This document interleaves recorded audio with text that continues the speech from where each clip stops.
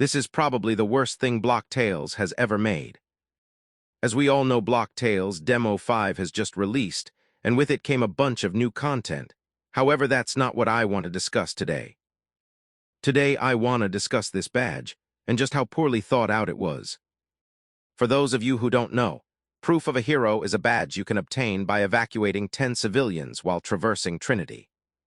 While this seems fine on paper, the problem with it is the fact that it is a choice-based badge, meaning despite the game constantly telling you to do it, you never have to evacuate all 10. That in of itself isn't very bad, though. I mean, tons of other games have things like this too, so what makes Proof of a Hero so egregious?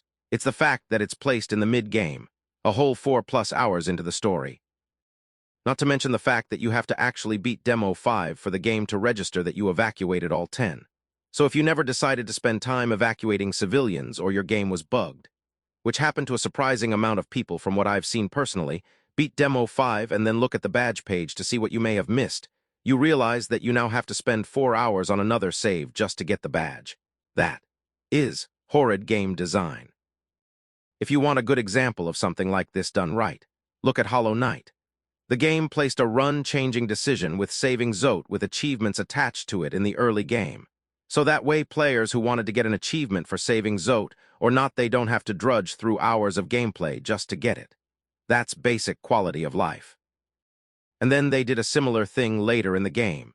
With the Hollow Knight fight, they made it so you can fight the boss over and over and over again to see different outcomes with different achievements attached to them.